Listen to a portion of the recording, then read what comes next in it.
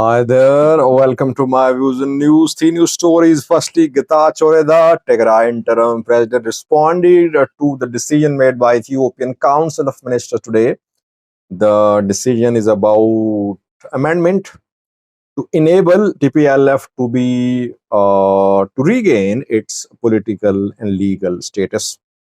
Secondly, Dera Oromia, North Shewa zone of the Oromia region, alarming situation there. People are suffering. Uh, Attacks by two armed groups happening in Dera, both accusing each other. And lastly, Fano groups showed dozens of new prisoners of war today. The scenes which we saw in Tigray now are being witnessed in the Amhara region.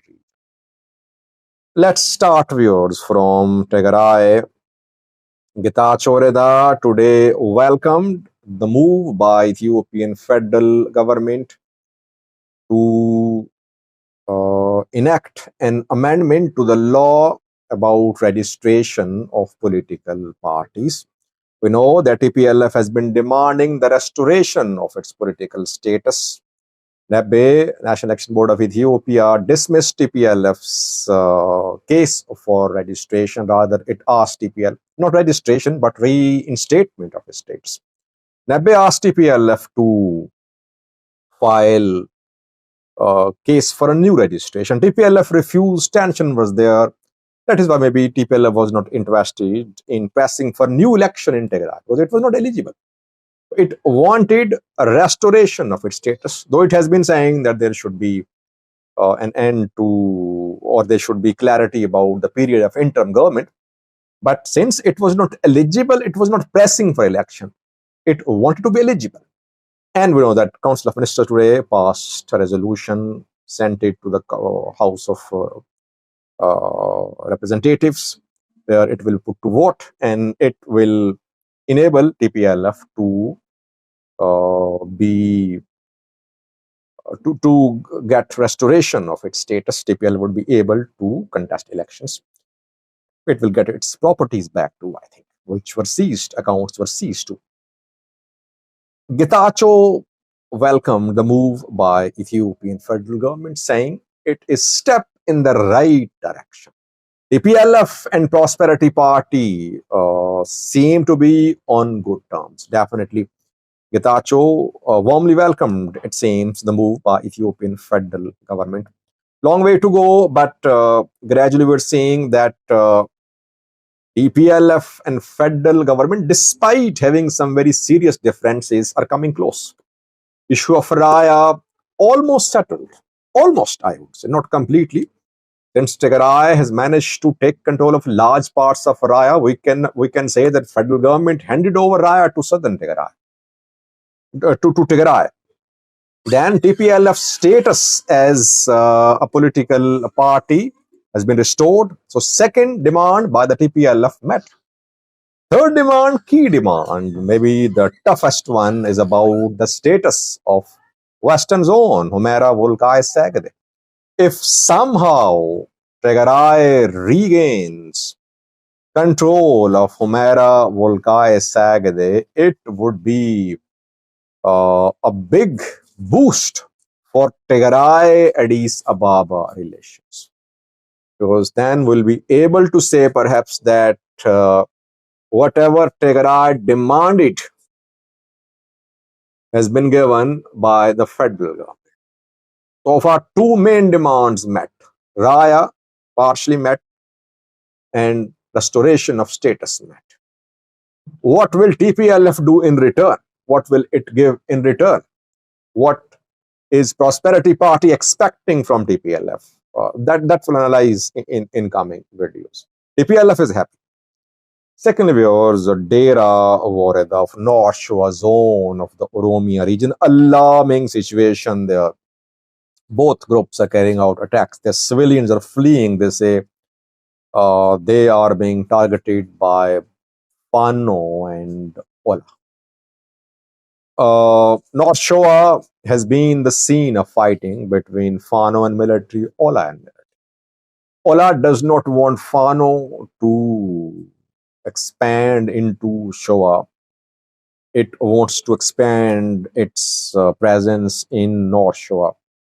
Fano groups, they want to organize Amharas in Oromia region. They enter North Shewa zone. They have entered East Shewa too, I think, in Oromia. Last year they entered East Shewa too.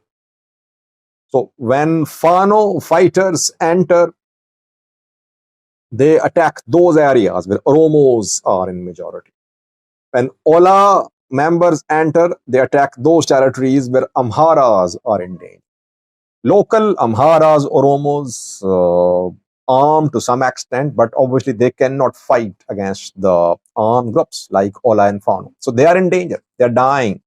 They're being kidnapped too. We've seen several cases of kidnapping for ransom in North Shore. And whenever there is a violent incident in North Shore, both parties start accusing each other. Fano would say that the atrocities have been committed by Ola members. Ola would say, or Oromia government would say that attackers from Amhara, they entered North Shore and they killed innocent people.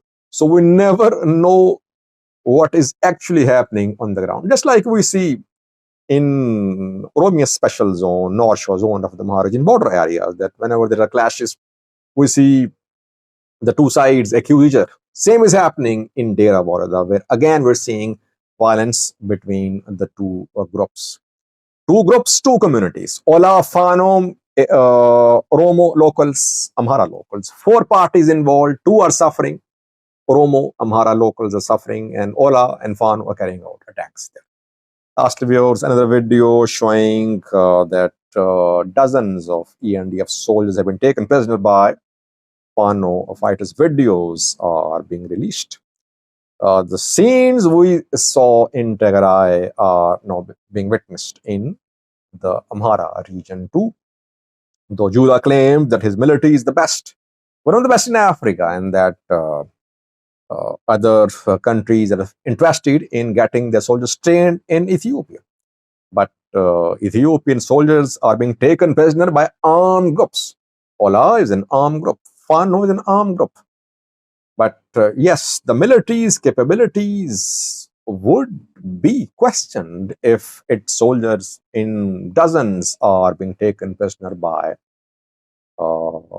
security forces, by Fano fighters, by groups like Ola and Fano. Do these security forces, members of security forces, do they have the conviction to fight? Are they fully convinced?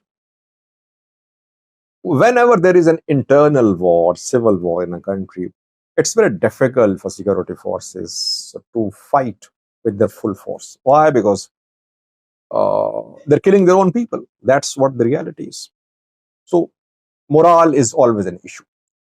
Armed groups always have high morale because they believe they're fighting to protect, to defend for a particular ideology.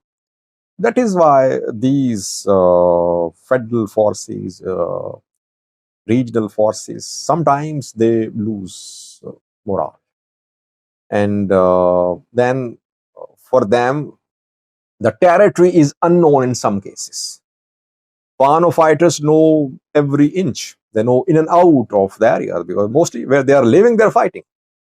But these soldiers are coming from outside in most cases. So Fano groups definitely have an advantage here in terms of their familiarity with terrain, with topography, with the geography of the area. That's why ENF soldiers are taken prisoner.